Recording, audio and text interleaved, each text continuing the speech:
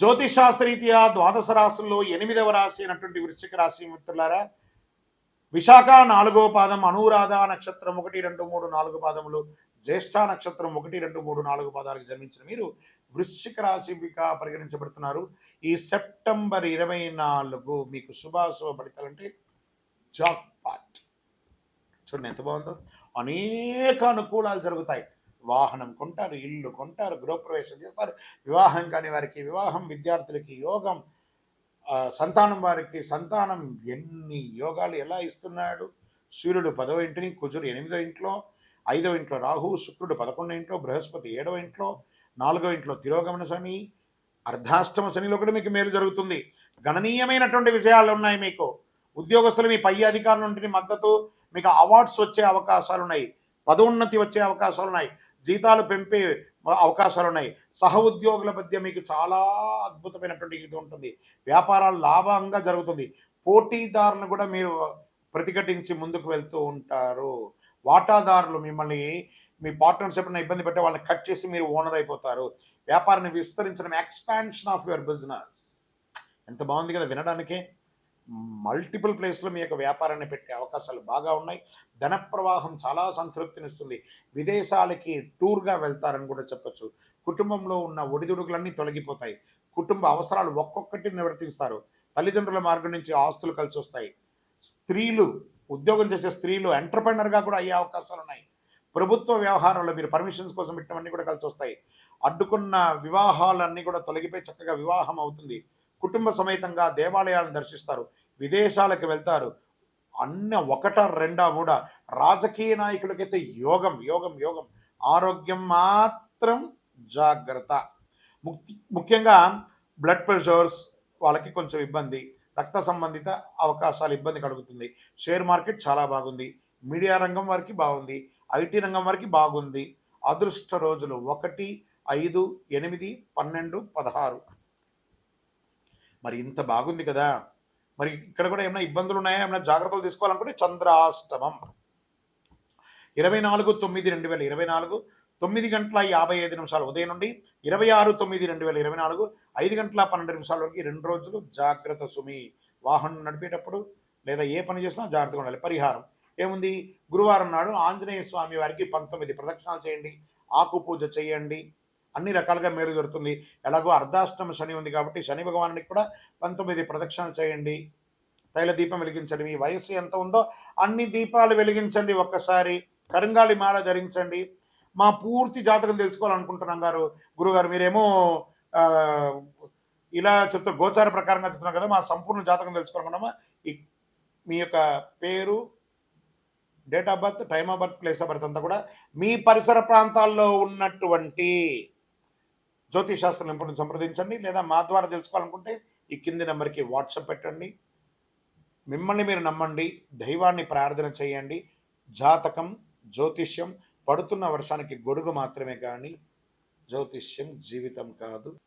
వినాయక చవితి అందరికీ గుర్తుండే ఒక వినాయక చవితి. దీన్ని పూజగా కాకుండా ఒక మెసేజ్గా మనం తీసుకుంటాం.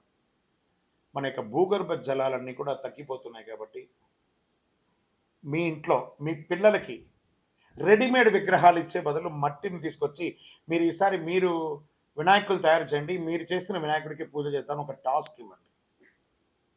చాలా అద్భుతంగా ఉంటుంది. వాటిని పూజించండి. ఆ యొక్క వినాయకుల్లో కాస్త తులసి విత్తనాలు లేదా టమోటా విత్తనాలు, కొన్ని కూరగాయల విత్తనాలని ఆ పిల్లలకి ఇచ్చి ఆ మట్టిలో కలిపి ఆ విగ్రహాన్ని తయారు చేయమనండి.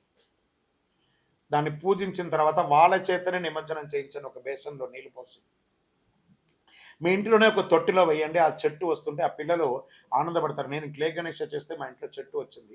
దానివల్ల ప్రకృతి బాగుంటుంది, ఆక్సిజన్ పెరుగుతుంది, అన్ని రకాలుగా ఉంటుంది.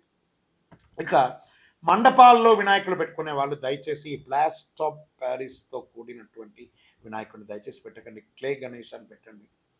తర్వాత మండపాల్లో ఈ సినిమా పాటలు అవన్నీ కూడా కాస్త అవాయిడ్ చేయండి. మనం భక్తిగా ఉండగలము అని అంటేనే ఆ యొక్క మండపాల్లో పూజించను, కానీ వేరే వేరే వ్యవహారాలతో మండపాల్లో ఉండకండి. ఎందుకంటే ఆ మండపం అంటే సాక్షాత్ ఒక గర్భాలయం లాంటిది. అది ఆ 9 రోజులు నవరాత్రులు, గణపతి నవరాత్రులు చాలా విశేషంగా చేస్తుంటాం కాబట్టి అక్కడ పవిత్రంగా ఉండడానికి ప్రయత్నం చేయండి. మనం మొదటి రోజు పవిత్రంగా ఉండి మిగతా రోజులు కొంచెం తేడాగా ఉంటే భగవంతుడు అన్ని రకాలుగా ఆలోచిస్తుంటాడు, మనల్ని చూస్తుంటాడు, మనకి వాటిని కాస్త దాన్ని మండపాల దగ్గరగా ఎక్కువ మందిని దర్శనానికి రప్పించే మార్గం చూడండి.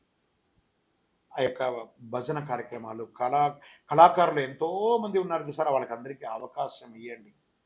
మన కోసమే ఎదురు చూస్తున్నారు ఆ కళాకారులందరూ, వాళ్ళకి అవకాశం ఇవ్వండి. ఈ యొక్క వినాయక చవితి వచ్చిందంటే ఎంతమందికి ఉపాధి కలుగుతుంది తెలుసా?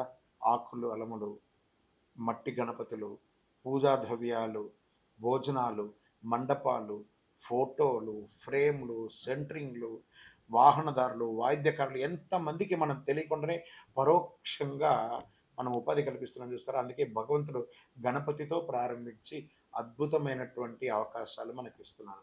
ఈ గణపతి చవితిని ప్రతి ఒక్కరు కూడా ఆనందంగా సంతోషంగా ఉండండి. చెరువుల దగ్గరికో లేదా నది దగ్గరికో వెళ్ళేటప్పుడు పిల్లలు జాగ్రత్త, అది కూడా జాగ్రత్త పడండి. వినాయక చవితిని ఆనందంగా చేసుకోండి. భాద్రపద మాసం వచ్చేసింది. భాద్రపదం అనగానే మనకేం గుర్తుకొస్తుంది? ఆ ఎలుక మీద ఉన్నటువంటి వినాయకుడు, దండాలయ్య ఆ గణపతికి వచ్చేస్తుంది.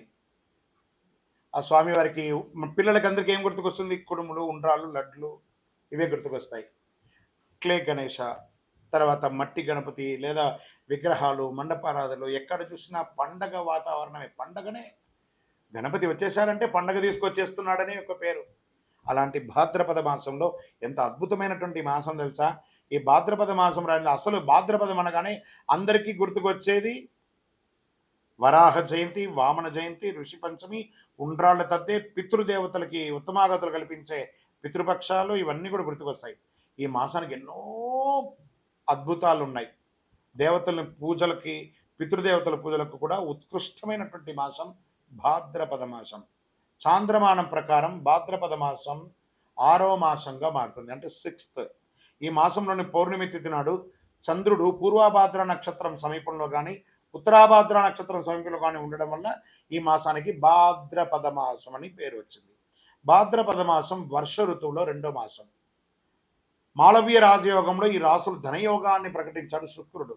భాద్రపద మాసంలో శుక్లపక్షం దేవతా పూజలకు ఉత్కృష్టమైనటువంటి కాలంగా, కృష్ణపక్షం పితృదేవతల ఆరాధనకు అత్యంత ప్రీతికరమైనటువంటి, ఇటు దేవతలు ఇటు పితృలు అందరిని పూజించే ఒక అద్భుతమైనటువంటి మాసం చెప్పొచ్చు. దుష్ట శిక్షణ, శిష్టరక్షణ కొరకు శ్రీ మహావిష్ణువు దశావతారాలు ధరించినట్టు అందరికీ తెలిసిన విషయమే. అందులో అట్టి దశావతారంలో 3వ అవతారమైనటువంటి వరాహ అవతారాన్ని శ్రీమన్నారాయణుడు భాద్రపద మాసంలో దుష్ట శిక్షణ కోసం తీసుకొచ్చారు. ఇంత అద్భుతమైనటువంటి మాసం. పితృలు అంటే తల్లిదండ్రులు మాత్రమే కాదండి, వారి పితృలు మనకు ఎంతో కాలం నుంచి వచ్చినట్టు తాత ముత్తాతలు, వాళ్ళందరూ కూడా పితృలే అనమాట. 15 రోజులు శుభ కార్యక్రమాలు, పండగలు, పబ్బాలు ఆర్భాటం. దాని తర్వాత మహాలయ పక్షం, ఇవన్నీ చేస్తున్నాను చూస్తారా. అందుకే ఈ యొక్క భాద్రపద మాసానికి చాలా ఉన్నతమైనటువంటి ఒక పేరుంది. ఈ నెలలో ముహూర్తాలు ఉండవు, కానీ పూజలు ఉంటాయి. విజయోస్తు.